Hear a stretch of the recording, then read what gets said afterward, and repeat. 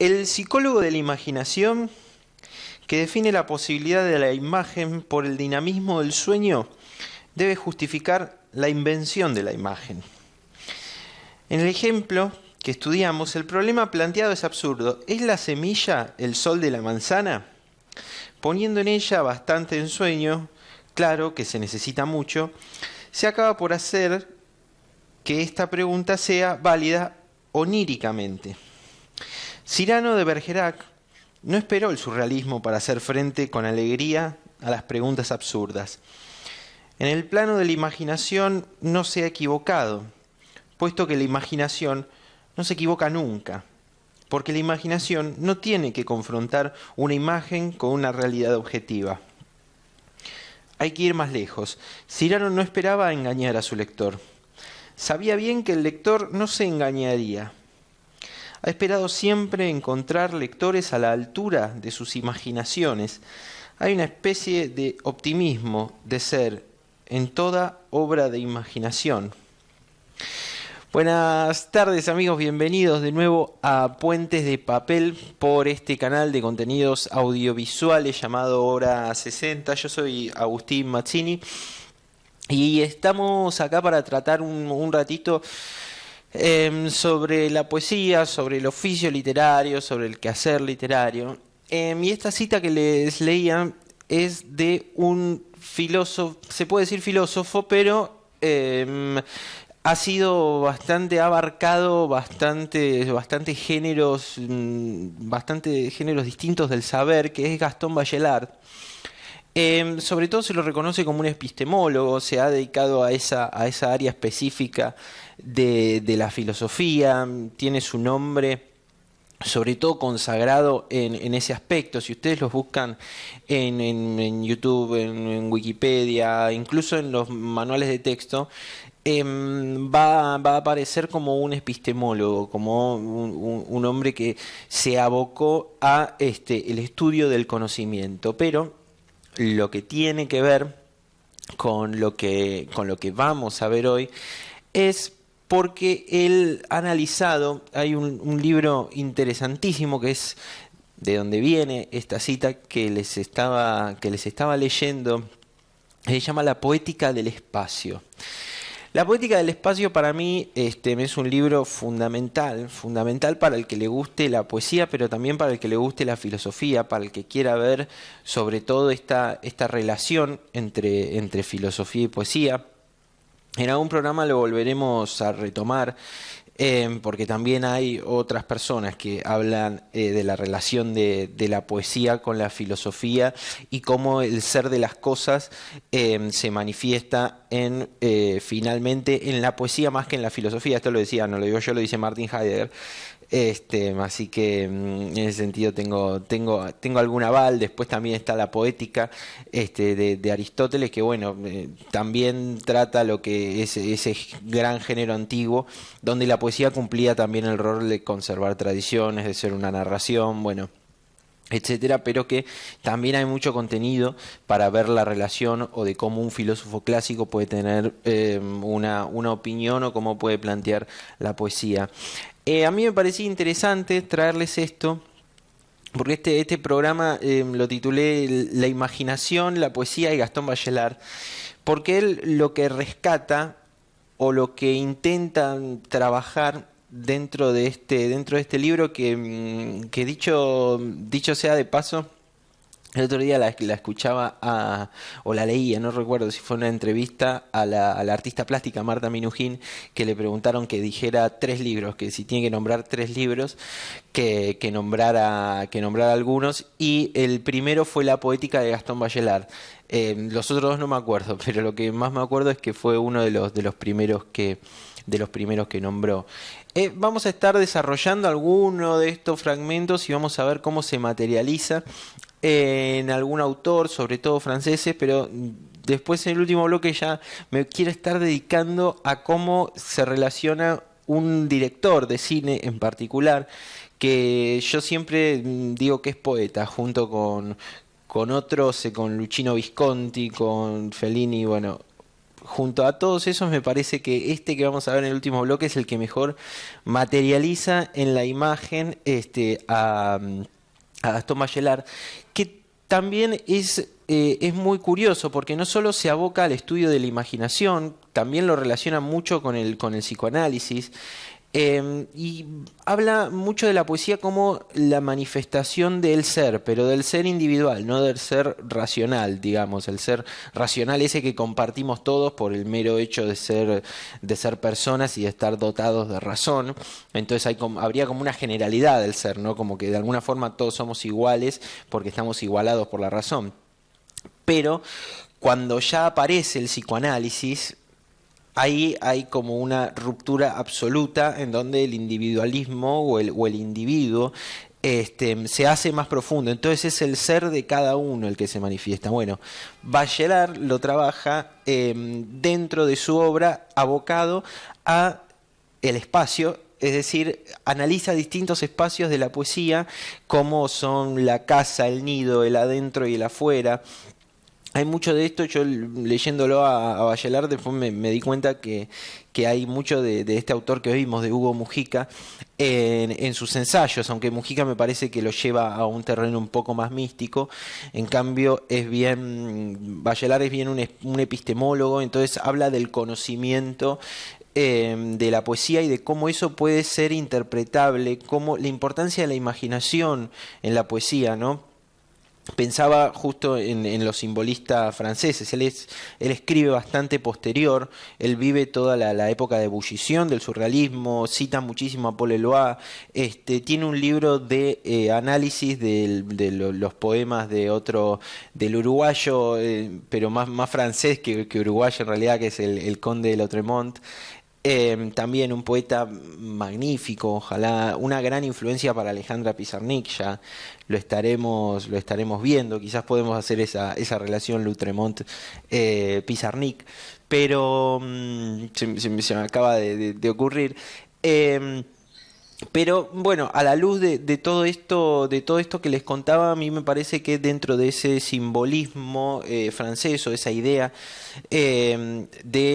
de la imaginación como manifestación de algo, Bachelard dice que es la manifestación ontológica pura, manifestación ontológica directa, ¿no es cierto? Que quiere decir esa manifestación del ser sin ningún intermediario, ¿no? Es como que la imagen poética de alguna manera en su construcción puede llegar hasta lo deja entrever un poquito, a mi gusto, por lo que leí, hasta puede llegar a superar al psicoanálisis, porque es una mezcla de razón, ¿no es cierto? La imaginación es algo que está superando a ese inconsciente que trabaja descontroladamente y no es armónico. En cambio, la imaginación puede ser armónica, ¿no? Y quería resaltar por esto, en este lado, la importancia de la imaginación, la poesía y cómo uno mismo se va manifestando dentro del quehacer del verso, dentro de esas imágenes que se construyen. Pero también Bachelard trabaja algo que para mí es importantísimo para los que nos gusta la poesía, pero también para los otros, ¿no? Muchas veces yo me encuentro con distintas manifestaciones artísticas, por ejemplo el cine, por ejemplo una danza, por ejemplo una novela, en donde se dice esta parte es muy poética o esto tiene algo de poético, ¿no? Y como que todo el mundo reconoce que hay algo poético, pero no sabe por qué. Directamente lo mira y dice esto es poético, pero si les pedís explicación, nadie sabe decirlo bien por qué, ni siquiera los propios poetas, ¿no es cierto? Que es la crítica que le hace también, que le hace Platón, bueno, otras cosas que ya estaremos hablando en algún momento. Pero nadie sabe explicar el fenómeno de lo poético y por qué resulta poético una cosa en comparación a otra, porque si hay algo más poético que otra cosa, entonces hay cierta comparación. Bueno, para mí Bachelard es el que más se acercó o el que más trata de acercarse a explicar el fenómeno de lo poético. ¿Por qué sentimos que hay cosas que son poéticas muy en particular? Abocado al trabajo de la imaginación, de la metáfora, pero también del espacio. ¿Qué es lo que genera? ¿Qué símbolo, qué figura genera un efecto poético o genera directamente lo poético en nosotros? ¿Por qué? Para eso se va a meter en el terreno del psicoanálisis, para eso se va a meter en el terreno de la psicología en general y con otras ramas de la filosofía. A veces se va por las ramas en la metafísica. No es un libro fácil de leer si no hay una mínima formación filosófica, pero que tampoco es tan difícil. Para mí, con buscar 5, 6, 7 palabras en Google y buscar sus definiciones filosóficas, qué sé yo, me parece que se puede leer. Bueno, si uno no tiene, como en mi caso, una formación académica, yo no la tengo, una formación académica en la filosofía, seguro hay cosas que se pierde y que un estudioso en serio agarra y te muestra todo lo que te estás perdiendo. Pero me parece que a la idea general se puede llegar en Bachelard. No me quiero tampoco olvidar de nada, pero quería hacer este contraste que aparece a veces. Hoy hay un movimiento de la poesía argentina que se lo puede llegar a denominar el objetivismo, ¿no?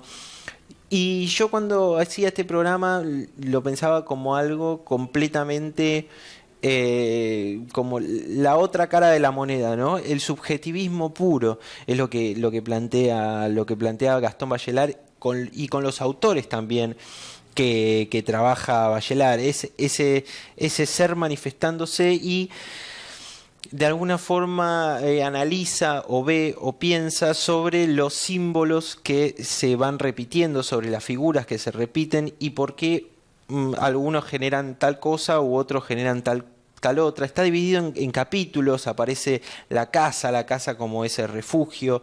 Él también lo relaciona mucho con lo que es la memoria, con lo que es los recuerdos. Hay fundamentaciones mucho más profundas de lo que yo estoy exponiendo. Pero bueno, después cuando aparece el nido, bueno, es sumamente interesante. Nosotros vamos a estar tocando algunos fragmentos y vamos a ver cómo podemos ir analizando eso sobre los autores que va trabajando Bachelard.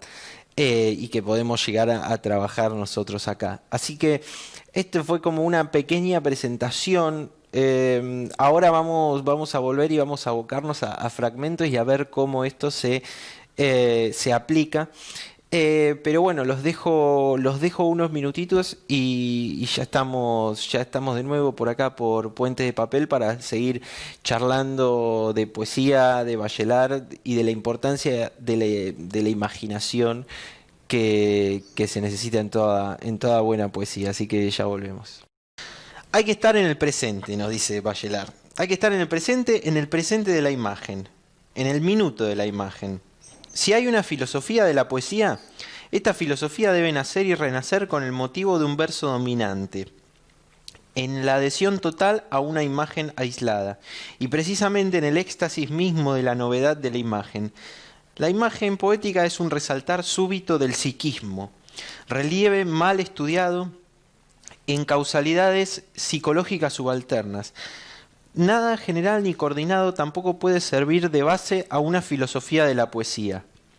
La noción de principio, la noción de base, sería aquí ruinosa, bloquearía la actualidad esencial, la novedad psíquica esencial del poema. Mientras la reflexión filosófica, que se ejercita sobre un pensamiento científico largamente elaborado, exige que la nueva idea se integre en un cuerpo de ideas experimentadas.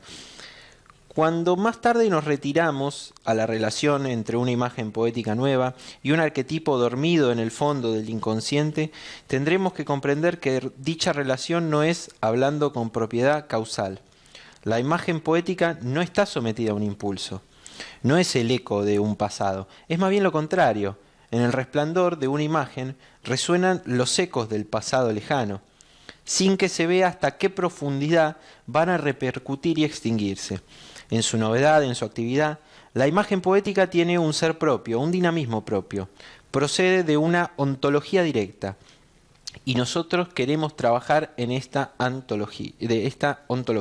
La ontología en la filosofía, la manifestación del ser, el estudio del ser. Y vamos a graficar esto un poquito con un poema de Jacobo Fichmann. Jacobo Fichmann, poeta argentino, un poco, me parece, merecería más del reconocimiento que tiene. En la década del 30 él escribe pocos libros, pero hay uno en particular que a mí me interesa bastante, que es Molino Rojo, y en ese libro Molino Rojo tiene un poema que es Aldea. Y vamos a ver cómo esta actualidad de las imágenes y cómo se definen estas imágenes como la expresión de ese ser que habla Bachelard, que no tiene que ver con la causalidad del inconsciente, lo que se puede ver como una manifestación automática del inconsciente, ¿no? Cómo se trabaja esa imagen para irse diciendo a uno mismo. Dice: aldea, mi blanca soledad, aldea abandonada, revuelo de pereza sobre la torre de un anhelo que tañe sus horizontes. Pintadas negras de la desolación, yunques abandonados y puentes solariegos. Se ha sentado el dolor como un cacique en el banquillo de mi corazón. Las lluvias estancadas de mis sueños se han cubierto de musgo. En el horno apagado del silencio mis frutos maduraron estérilmente. Perdí mi itinerario en el desierto, hospedería triste de mi vida, en donde solo se aposentó el azar. En una pradería de cansancios balan estrellas mis ovejas grises, lugarón sin destino. Las calles andariegas beatas de mi ser son manos contemplativas que van perdiendo soles. ¿No?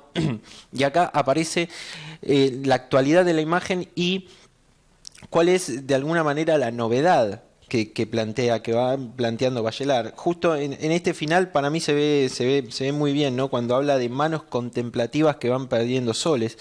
El peso de alguna forma que puede llegar a tener esa ambigüedad. Claramente no es una manifestación automática del inconsciente, de un funcionamiento del inconsciente, sino que es algo meditado, es una expresión meditada y que va significando o que va cobrando sentido. Por ejemplo, ¿no es cierto?, esas manos contemplativas que van perdiendo soles, el sol relacionado con cierta luminosidad, con cierta hasta alegría, ¿no? O cierta transparencia, ¿no? Cuando esta persona es un sol, ¿no? De alguna manera también en esa metáfora popular también funciona esto que va diciendo, ¿no? Y esas manos que van perdiendo soles, ¿no? Al momento de escribir, por ejemplo, ¿no es cierto?, el tipo va perdiendo esa luminosidad, ese brillo, para hablar de esa blanca soledad que empieza al principio describiéndose a sí mismo. Esto no es más que una descripción de sí mismo, del dolor, de cómo la persona vive, de cómo ese poeta, esa voz vive el dolor, cuando en las lluvias estancadas de mis sueños, ¿no? Hay como ahí también la idea onírica, pero del sueño como idealización, ¿no? Las lluvias estancadas. Bueno, ¿qué son esas lluvias estancadas de los sueños, que pertenecen a los sueños, ¿no es cierto? Los deseos incumplidos, las cosas que no pasan, ¿no es cierto?, de alguna forma. Entonces, cómo esta imagen nos va trayendo y nos va acercando con belleza, que ese es como el gran quehacer de la poesía, de alguna forma, a ese conocimiento propio y de un ser particular. Después continúa en estos capítulos que yo le decía cuando habla de distintos espacios. En el capítulo 4 se llama El Nido y dice: en una frase breve, Víctor Hugo asocia las imágenes y los seres de la función de habitar. Para Quasimodo, dice, la catedral había sido sucesivamente el huevo, el nido, la casa, la patria, el universo. Casi podría decirse que había tomado su forma, lo mismo que el caracol toma la forma de su concha. Era su morada, su agujero, su envoltura. Se adhería a ella, en cierto modo, como la tortuga a su caparazón. La catedral rugosa era su caparazón. Eran necesarias dice ya Bachelard, eran necesarias todas esas imágenes para explicar cómo un ser desgraciado toma la forma atormentada de todos esos escondites en los rincones del complejo edificio. Así el poeta, por la multiplicidad de las imágenes, nos vuelve sensibles al poder de los distintos refugios.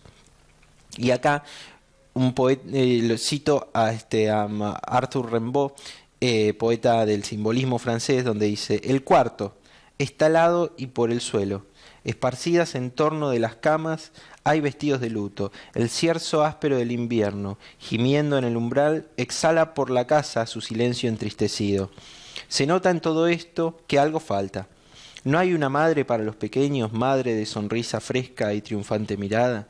La noche, sola y amorosa, se olvidó de arrancarle a la ceniza una llama, avivarla y arroparles con su edredón de lana, antes de abandonarlos y gritarles perdón. ¿Acaso no ha previsto el frío matinal ni trabó bien la entrada contra el cierzo? El sueño de una madre es una tibia alfombra, el blando nido en que los niños, agazapados como pájaros entre el ramaje, duermen un sueño de visiones blancas.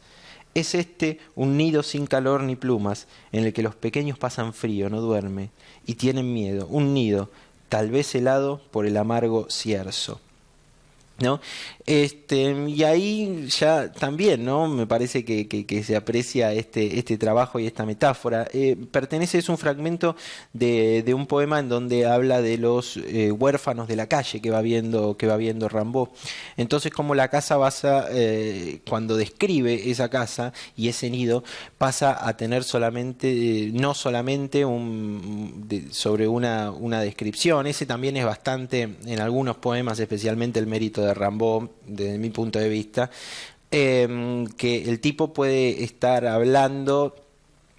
describiendo algo que ve, pero al mismo tiempo también hay un sentido mucho más profundo, mucho más interior del hombre, de qué significa esas visiones que se ve, que va viendo el poeta, ¿no? De alguna manera, en poesía a veces se le ha llamado a este impresionismo, tratando de hacer un paralelismo con el impresionismo francés, o de ver cómo se retroalimentan mutuamente ambas formas de entenderlo. Pero también me parece que Rimbaud en ese sentido está hablando de esto, y está hablando de algo más, ¿no? De esto que está comentando Bachelard.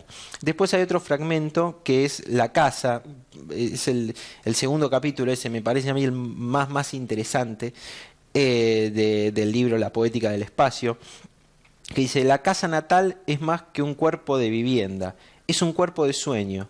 Cada uno de sus reductos fue un albergue de ensueños, y el albergue ha particularizado con frecuencia la ensoñación.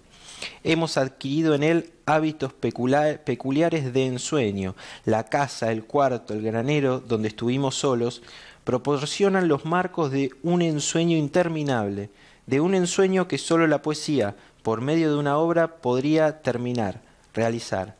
Si se da a todos esos retiros su función, que es la de albergar sueños, podría decirse, como yo firmaba en un libro anterior, que existe para cada uno de nosotros una casa onírica, una casa del recuerdo sueño, perdida en la sombra de un más allá del pasado verdadero.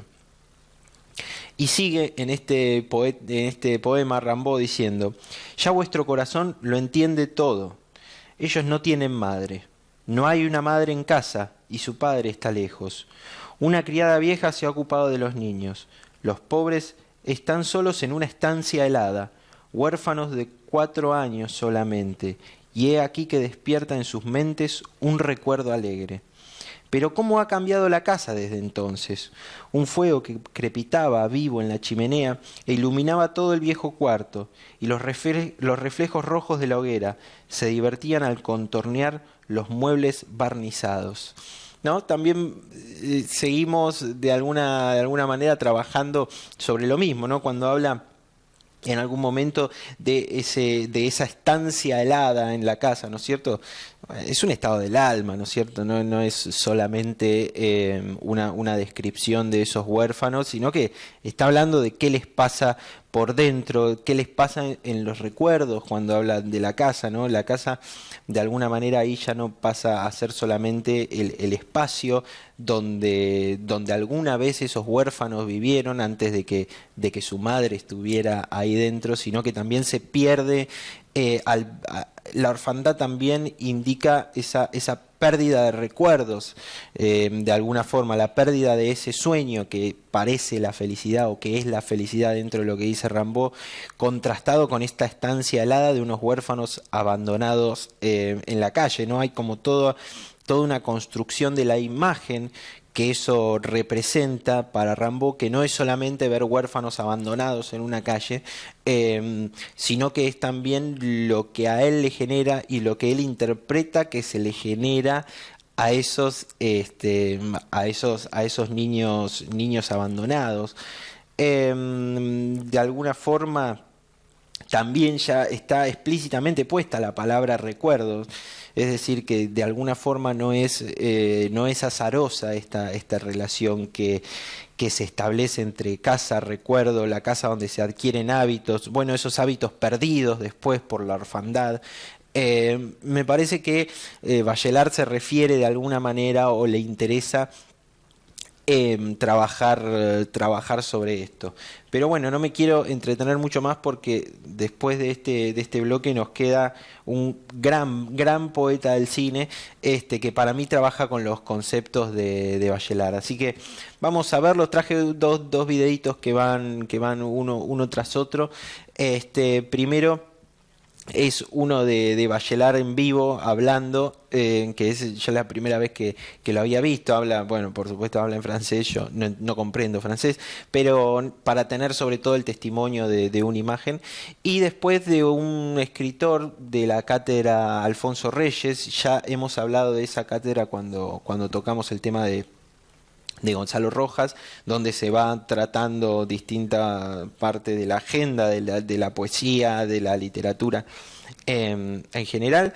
Y bueno, y un escritor, a ver, no recuerdo el nombre, Gonzalo Celorio, es quien habla y quien hace este análisis de cierta manera de encarar o de entender la poesía de Bachelard. Así que vemos esos dos videos y ya estamos con, les adelanto el nombre, Akira Kurosawa, un poeta que se dedicó a hacer cine desde mi punto de vista. Así que vamos a ver esos videos y volvemos. La poesía del cine de este señor llamado, yo lo admiro muchísimo, lo admiro como poeta, a Akira Kurosawa, y también como director de cine, mejor dicho, como poeta que se expresó a través del cine. Dice Bachelard: la inmensidad podría decirse, una categoría filosófica del ensueño. Sin duda, el ensueño se nutre de diversos espectáculos, pero por una especie de inclinación innata contempla la grandeza. Y la contemplación de la grandeza determina una actitud tan especial, un estado del alma tan particular, que el ensueño pone al soñador fuera del mundo próximo, ante un mundo que lleva el signo de un infinito. Por el simple recuerdo, lejos de las inmensidades del mar y de la llanura, podemos en la meditación renovar en nosotros mismos las resonancias de esta contemplación de la grandeza. Pero, ¿se trata realmente entonces de un recuerdo? La imaginación por sí sola ¿no puede agrandar sin límite las imágenes de la inmensidad? La imaginación no es ya activa desde la primera contemplación. De hecho, el ensueño es un estado enteramente constituido desde el instante inicial. No se le ve empezar, y sin embargo empieza, siempre del mismo modo. Hay el objeto próximo y enseguida está lejos, en otra parte, en el espacio de la otra parte. Vamos a ver entonces ahora un fragmento de una película soviética de Akira Kurosawa del año 75, me parece, en donde se ve bastante esto que está diciendo Bachelard. Después sigue, la imaginación vale más que todo eso. De hecho, la imaginación miniaturizante es una imaginación natural. Aparece en todos los siglos en el ensueño de los soñadores innatos. Precisamente hay que desprender lo que divierte para descubrir las raíces psicológicas efectivas. Por ejemplo, se podrá leer seriamente esta página de Hermann Hesse publicada en la revista Fontaine. Un prisionero ha pintado sobre el muro de su calabozo un paisaje en el que un pequeño tren penetra en un túnel. Cuando sus carceleros vienen a buscarlo, les pide amablemente que esperen un momento para que yo pueda entrar en el trencito de mi tela a fin de comprobar algo. Como de costumbre se echaron a reír porque me consideraban como un débil mental. Me hice pequeño, entré en mi cuarto, subí en el trenecito que se puso en marcha y desapareció en lo negro del pequeño túnel. Durante unos instantes se percibió todavía un poco de humo en copos que salían del redondo orificio. Luego ese humo se desvaneció y con él el cuadro y con el cuadro mi persona. ¿Cuántas veces el poeta, pintor en su cárcel, no ha atravesado los muros por un túnel? ¿Cuántas veces, pintando en sueños, se ha evadido por una grieta del muro? Para salir de la cárcel, todos los medios son buenos, y en caso de necesidad lo absurdo nos libera.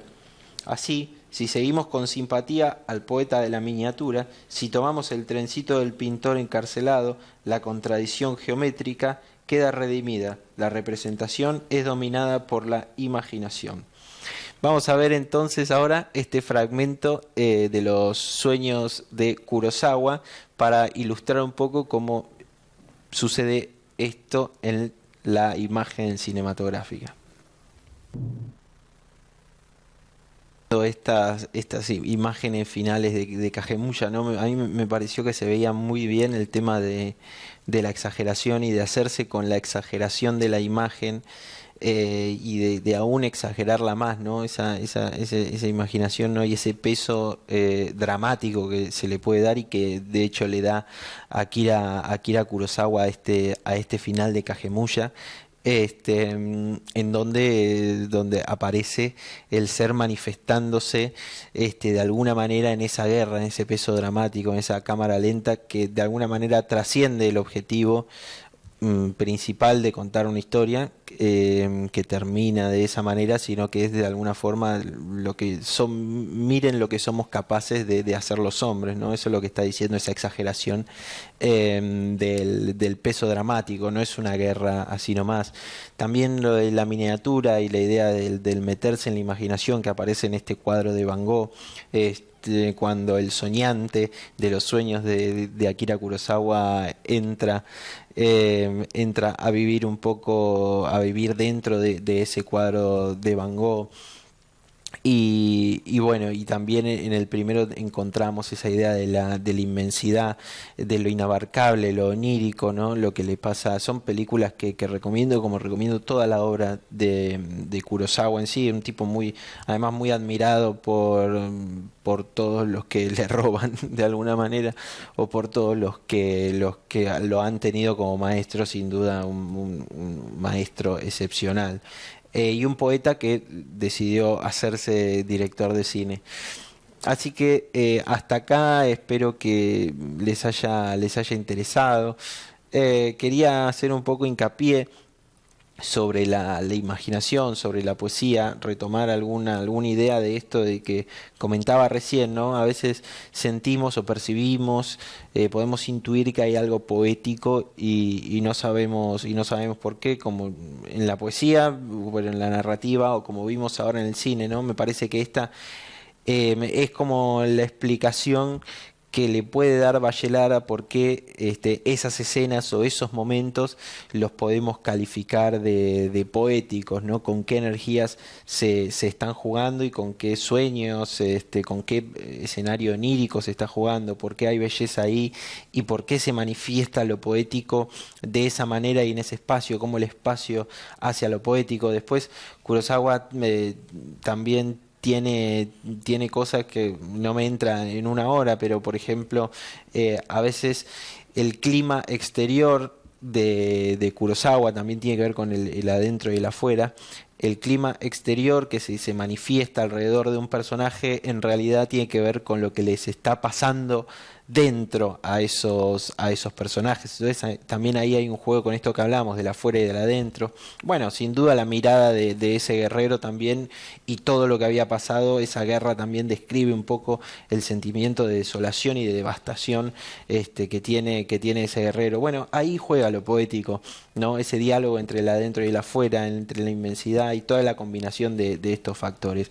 Así que espero que les haya interesado acá, de motivarlos a que lean a Bachelard, a que miren algo de Kurosawa, a que bueno, también vean algo de Rambo, qué sé yo, todo lo que les pueda interesar. Me parece que nutre y que puede llegar a desarrollar la sensibilidad de cada persona. Así que estamos acá por hora 60 todos los miércoles de 13:30 a 14:30 vamos en vivo. Puente de Papel es nuestra página en Facebook. Así que los espero acá para otra emisión la semana que viene. Yo soy Agustín Mazzini y bueno, gracias por estar del otro lado. Hasta la semana que viene nos estamos viendo.